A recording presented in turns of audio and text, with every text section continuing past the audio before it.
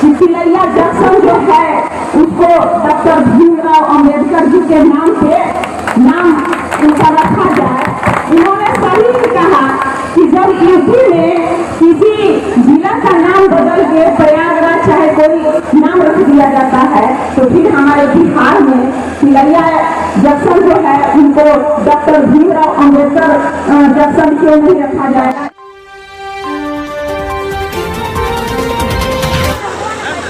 121वां जयंती मनाया जा रहा है।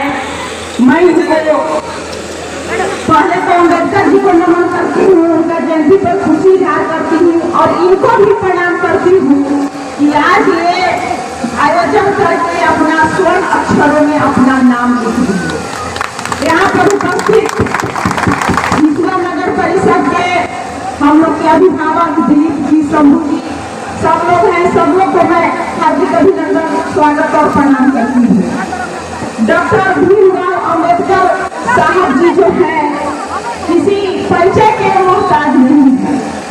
आज पूरा भारत देश जो है उनका लिखा हुआ संविधान पे चल रहा है। आज जो वो संविधान लिखे उसका अनुसरण हमारे भारत देश में किया जा रहा है।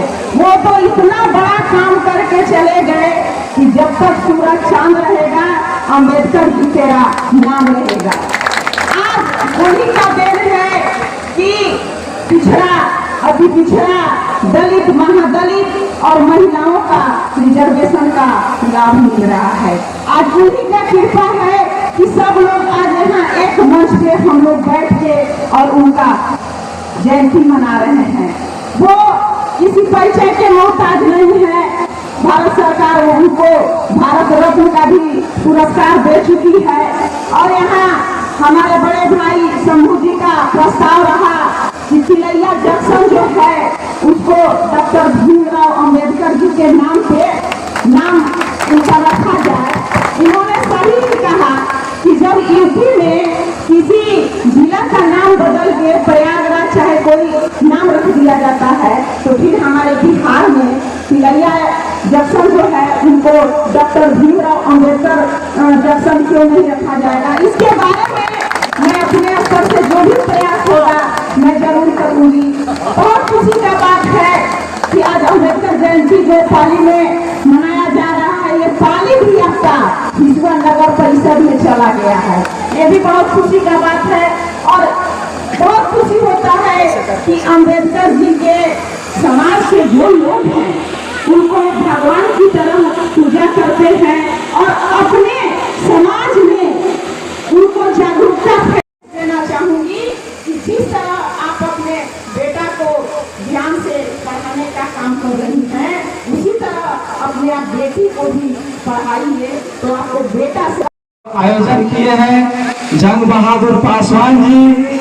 आप मान लीजिए कि इस गांव में एक इतिहास रचने का काम किए हैं। इनके लिए हम लोग पूरे कमेटी की ओर से बहुत बहुत बधाई और बहुत बहुत शुभकामनाएं देते हैं। जंग बहादुर पासवान जी, आपने जो यह काम किया है प्रतिमा स्थापित करवा करके आपकी सोच को हम समझ सकते हैं और हम यह आपकी विचारधारा को भी समझते हैं कि आपने इस पाली गांव में बाबा साहब अम्बेडकर का जो बीज बोया है वो आने वाला समय में एक विशाल पेड़ बनने का काम करेगा।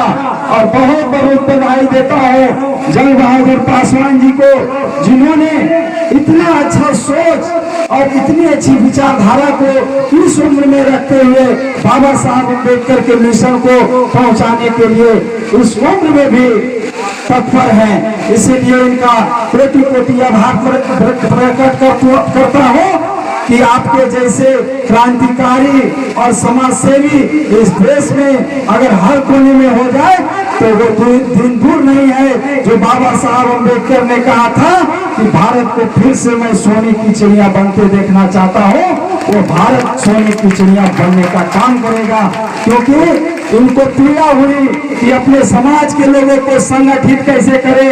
अब बता देना चाहता हूँ कि इस बाबा साहब अम्बेडकर की प्रतिमा जो लगी है, इस प्रतिमा का जयंती हर साल इसी जगह पर मनाया जाने का काम किया जाएगा।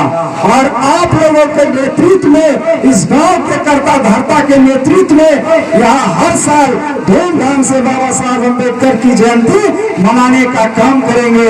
इस कमेटी के जो भी मेंबर हैं उनसे भी हम आग्रह करेंगे कि यह जो कार्रवाई इन्होंने यहाँ तक पहुँचाया है, आगे बाबा रहे या नहीं रहे, लेकिन इस कार्रवाई को कभी आप लोग पीछे नहीं जाने देंगे। इन्होंने बाबा साहब अम्बेडकर की मूर्ति लगाया और चबूतरा बनवाया, आप लोगों का यह कर्तव्य होता है कि इसको आगे बाउंड्री वाल करवाएं। इसके लिए हम लोग आपका कदम से कदम मिला करके साथ चलने का काम करेंगे और इसको मंजिल तक पहुंचा के देने का काम करेंगे। इसलिए आप लोग अकेले मत समझिएगा, आपके साथ में सुनील पत्रकार जी हैं, चंदन जी हैं, राकेश चौधरी जी टीचर हैं और पत्रकार हैं, पवन जी हैं। कभी भी आप लोगों को कोई दिक्कत हो कार्यक्रम में, कहीं आर्थिक रूप से, सामाजिक रूप से कि लगे कि हम कमजोर पड़ रहे हैं, तो इन लोगों का सहारा ले लीजिएगा। हर साल बाबा साहब अम्बेडकर की जयंती और परिनिर्वाण दिवस मनाना इस गांव में खास करके इस कमेटी के लोगों का दायित्व होता है कि आप लोग बढ़ चढ़ के नेतृत्व करेंगे और इसको आगे तक पहुंचाने का काम करेंगे।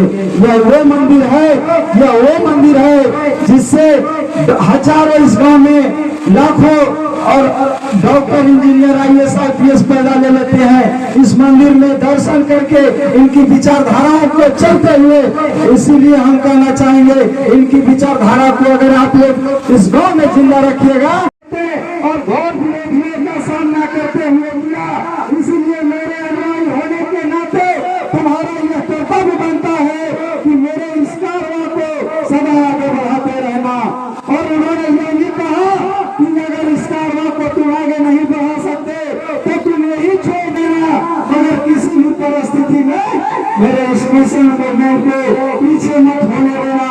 इसलिए मेरे साथियों, बाबा साहब डॉक्टर भीमराव अम्बेडकर ने हम लोगों के बीच संविधान दिया है और इस संविधान की रक्षा करना हम लोगों का कर्तव्य है। हम लोगों के लिए संविधान में जो संवैधानिक अधिकार दिए हैं, आज हम लोग उस संवैधानिक अधिकार का भी रक्षा नहीं कर पा रहे हैं। इसलिए हम कहना चाहेंगे और मेरे साथियों, आप लोग अभी भी संगठित हो जाइए और संगठित होकर के अपने लोगों के लिए उन्नति विकास का रास्ता अपनाइए, उनको संगठित करिए।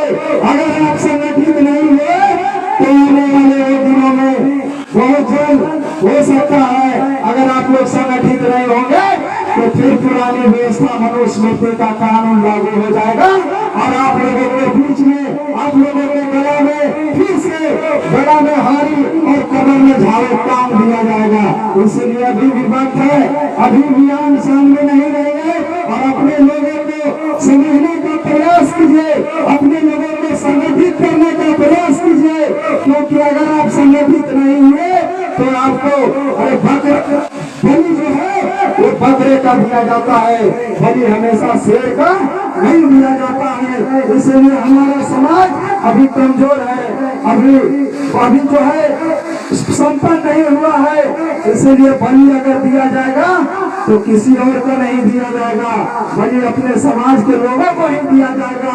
इसलिए अभी भी वक्त है, संगठित हो जाइए। और बलि, क्योंकि शेरों को तो बलि दिया नहीं जाएगा, जो बलवान है, जो धनवान है, वो तो ऐसे ही ऐश करेगा और राज करेगा। लेकिन हमारे जो निम्न तबके के लोग हैं, जिसे दलित समाज कहते हैं, उनका हाशिए पर चला जाएगा और उनके साथ फिर से शोषण होना शुरू हो जाएगा। इसीलिए साथियों, अभी भी वक्त है, संगठित हो जाइए। और बाबा साहब अम्बेडकर कहे थे, शिक्षा वह शेरनी का दूध है, जो पिएगा वो दहाड़ेगा।